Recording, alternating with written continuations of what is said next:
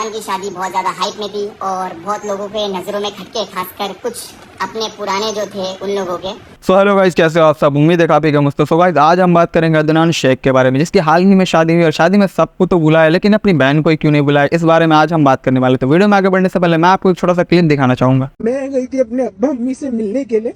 वो हॉस्पिटल के अंदर अदनान ने बहुत मारा है मुझे, मेरे ससुर को भी मारा है। सो गाइस, आप लोगों ने ये वीडियो सोशल मीडिया पे पहले ही देख लिया होगा, जिसमें अदनान की बहन बता रही है कि अदनान ने उसको बहुत मारा है और सिर्फ उसको नहीं उसके ससुर को भी मारा है। इतना मारा कि हाथ फ्रैक्चर कर दिया। हॉस्पिटल के बाहर आके भी उसने मुझे बहुत मारा है, मेरा स्कार्फ खुल गया था, लोग रोड पे जमा हो गए थे, मेरे ससुर गिर गए, उनका हाथ फ्रैक्चर हुआ है। और ये वीडियो जो है उस रात की है जब अदनान के अम्मी अब्बू हॉस्पिटल में एडमिट थे और इनकी बेटी जो है इनको देखने के लिए गई थी और फिर किसी बात पर लफड़ा होता है और अदनान को इतना मारता है कि मजबूरन उनको पुलिस स्टेशन जाकर अदनान के खिलाफ एफआईआर दर्ज कराना पड़ता है। ये है बांगुर नगर पुलिस स्टेशन। अभी मैं आई हूँ यहाँ पे उसके खिलाफ रिपोर्ट लिखने के लिए। और ये लफड़ा कोई नया नहीं है, उस वक्त का लफड़ा है जब इफ़त की जो है वो शादी होने वाली थी और उस वक्त जो है अदनान अपनी वाइफ के साथ रिलेशनशिप में था। और ये स्टेटमेंट दिया खुद इफ़त ने अपने एक इंटरव्यू में। तो इनके झगड़े का मेन रीज़न क्या है, आइए जानते हैं। तुम्हारी तरह थोड़ी कि तुम अपनी बहन को बीच बाजार में मार रहे हो रोड पे, फिर उसके बाद से सीनियर सिटीजन ऑलमोस्ट 59 है मेरे अब्बा, तुम उनको मार रहे हो बेरहमी से।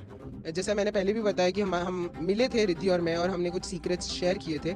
एक इंसान का ये फ़र्ज़ होता है कि जब कोई आपको अपने सीक्रेट्स बताए तो वो आप अपने तक ही रखो। इनका चालू था रिलेशनशिप, बट भाई was not sure about her. मेरी शादी अप्रैल में हुई है। जब से मेरी शादी हुई है, वलीमा के बाद मैं कभी मेरे घर नहीं गई और मुझे मेरे पेरेंट्स से मिलना होता था तो वो मेरे ससुराल आते थे मुझसे मिलने के लिए। वो सब पहले की बातें थी। अब मुझे रिसेंटली पता चलता है कि मेरे फादर हॉस्पिटलाइज्ड हैं, तो मैं पहुंचती हूँ हॉस्पिटल अपने फादर को देखने के लिए। वहाँ जाने के बाद पता चलता है कि मेरी मॉम भी हॉस्पिटलाइज्ड है।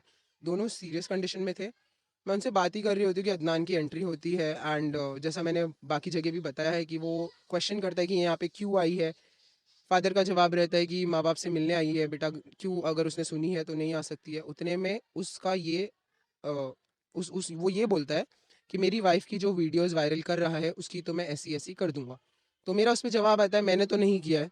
तो उसने वो गाली देता है, 3-4 गाली, बहुत गंदी गाली देता है वो। तो उस पे मेरा रिप्लाई ये रहता है कि जिसके लिए तू गाली दे रहा है वो होगी। इस पे वो इंस्टिगेट हो जाता है, एग्रेसिव हो जाता है और फ़ौरन आके मुझे 2-3 लाफ़ें लगा देता है। मैं मेरे ससुर के साथ में सेकंड फ्लोर से भागते हुए नीचे ग्राउंड फ्लोर पे आती हूँ। गेट के बाहर मैं ऑटो ही कर रही होती हूँ कि पीछे से मुझे बहुत ज़ोर से फाइट पड़ता है। कैमरा फुटेजेस निकलेंगे तो सारी चीज़ें क्लियर हो जाएँगी। उसके मारने पे मैं गिर जाती हूँ, मेरा हिजाब खुल जाता है, बुर्का फट जाता है। मेरे थोड़े से आगे मेरे फादर इन लॉ रहते हैं। जब मैं गिर जाती हूँ तो मुझे छोड़ के वो मेरे फादर इन लॉ की तरफ जाता है और उनको मारने लगता है।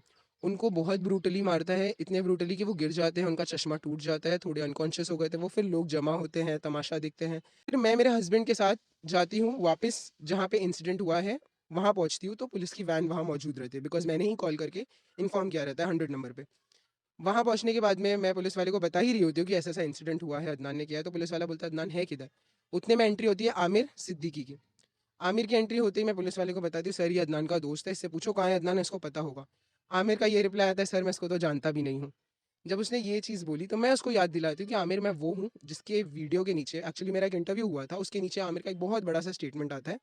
पहली बात तो ये अंबिका जी, जब आपको पता नहीं हो दोनों तरफ की बातें या हकीकत, तो पहली बात आपका ये फ़र्ज़ बनता है कि आप उस पे कुछ कमेंट नहीं पास करो। इफ़त ने ये बात बिल्कुल सही कही कि जब आपको दोनों तरफ की चीज़ें मालूम नहीं है तो फिर आप किसी एक को गलत नहीं ठहरा सकते। हालांकि ये उनके घर का मामला है और घर के मामले में बाहर का किसी का इन्वॉल्व होने का कोई भी राइट नहीं है। आमिर ने ये ना सोचते हुए मेरे उस वीडियो को झूठा, फेक, डिफेम, स्टूपिड, ये सारी चीज़ें उसने लिखी थी, जिसका जवाब भी मैंने उनको दिया था, जिसकी वजह से उन्होंने मुझे इंस्टा पे ब्लॉक कर दिया था। वहाँ से मैं निकलती हूँ पुलिस स्टेशन के लिए। पुलिस स्टेशन पहुँचते 12 साढ़े 12 बज जाते हैं। रात के 2:30 बजे तक हम वहाँ पे रहते हैं। हमारा स्टेटमेंट लिया जाता है। आमिर भी आता है। हालाँकि आमिर का ये सारी चीज़ में कुछ इन्वॉल्वमेंट नहीं रहा है, खाली वो जो छोटा-सा एक इंसिडेंट मैंने बताया वो हुआ। वो पहुँच के वो जो ड्यूटी ऑफिसर रहता है उनसे अकेले में भी कुछ बात करता है। अब अल्लाह बेहतर जाने की क्या बात किया उसने। मेरा स्टेटमेंट लेने के बाद एफआईआर नहीं होती है, बिकॉज़ फ्रैक्चर रिपोर्ट या जो एक्सरे होता है वो तब तक नहीं आया हुआ रहता है। आपके और अदनान के लास्ट एक जो भाई बहन जैसे बात करते हैं ना, जो कॉन्वर्सेशन होता है एक भाई बहन के बीच में, वो वाला कब था? लास्ट कब आप दोनों की अच्छे से बात हुई है? लास्ट अगर मैं मुझे अच्छे से अगर रिकॉल हो, बिकॉज़ इतनी चीज़ें हुई हैं, तो मैं एडमिट हुई थी सेम हॉस्पिटल पे जहाँ मेरे पेरेंट्स एडमिट हुए कुछ मेडिकल कंडीशंस की वजह से। वहाँ पे मेरी और मेरे भाई की क्या मतलब जो बॉन्ड था वो काफ़ी अच्छा था। इनफैक्ट रिद्धि भी आई हुई थी, भाई मेरा बाल बांध रहे थे और रिद्धि ने वो वीडियो भी बनाई थी, वो वीडियो भी है मेरे पास। उसके बाद थोड़े महीनों बाद ही, और घर में हमारी तो थी जैसा बॉन्ड होता है उनका, डाइट फूड बनाना और भी चीज़ें जो भी था वो सब, बट ये खराब मेन कुछ ना कुछ रिद्धि की वजह से ही हुआ है। उसने जो, जैसा मैंने पहले भी बताया कि हम मिले थे रिद्धि और मैं, और हमने कुछ सीक्रेट्स शेयर किए थे। जैसा कि इफ़त ने बताया कि रिद्धि जो है अदनान की बीवी, वही कहीं ना कहीं इस झगड़े का कारण है, क्योंकि अगर वो इस सीक्रेट अदनान को नहीं बताती तो फिर ये झगड़ा कभी होता ही नहीं। और चलो बता भी दिया है सीक्रेट, तो फिर अदनान को चाहिए था खुद जाकर अपनी बात सब कुछ क्लियर करता, ना कि उसको अग्रेशन दिखाता। खैर हमें तो वीडियो के माध्यम से सब कुछ सुनने को मिल रहा है, सच क्या है वो तो ऊपर वाला ही जानता है। एक इंसान का ये फ़र्ज़ होता है कि जब कोई आपको अपने सीक्रेट्स बताए तो वो आप अपने तक ही रखो। उसने ये चीज़ ना करते हुए अदनान को सारी चीज़ें बताई। इनफैक्ट अदनान अवेयर था सारी चीज़ों से, बट उसके ये बताने के बाद में अदनान काफ़ी अग्रेसिव हो गया। ये अदनान चाहता तो मुझसे अकेले में भी क्लियर कर सकता था।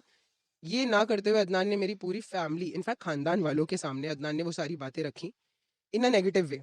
तो फिर मैं क्यों चुप बैठूँ? मैंने भी रिद्धि का जो भी पास्ट उसने मुझे बताया था, मैंने वो सारी बातें भी रखी। तब से हमारा बहुत ज़्यादा झगड़ा हुआ था, एंड वो घर से मुझे निकाल रहे थे कि इसको निकालो घर से, मैं नहीं रखूँगा। मेरे जो रिश्तेदार वगैरह आए हुए थे उन्होंने ये अदनान को समझा, अदनान उसकी एंगेजमेंट हो गई है, कुछ महीनों में उसकी शादी है, बेटा तुम अलग हो जाओ। अदनान शायद कहीं ना कहीं इस वजह से भी गुस्सा है कि उसको उसकी बहन की वजह से घर छोड़ना पड़ा था और बाहर फ्लैट में रहना पड़ा था, क्योंकि 2 महीने में उसकी बहन की शादी थी और उनका झगड़ा जो है बहुत बढ़ गया था। वो समय अदनान अलग हो चुके थे। अदनान ने गोरेगांव महाड़ा में एक फ्लैट लिया था जहाँ पे वो, उनकी रिद्धि जादव, उनके 2 डॉग्स और एक काम करने वाला रह रहे थे। तो ये तब की जनवरी में ये इंसिडेंट हुआ था। अप्रैल में मेरी शादी हुई, तब तक वो वहीं थे, अलग ही थे। एंड अप्रैल में मेरी शादी के बाद कुछ हफ्तों बाद वो आके वापस से घर में रिद्धि के साथ रहने लगे। तो ये चीज़ें हुई है।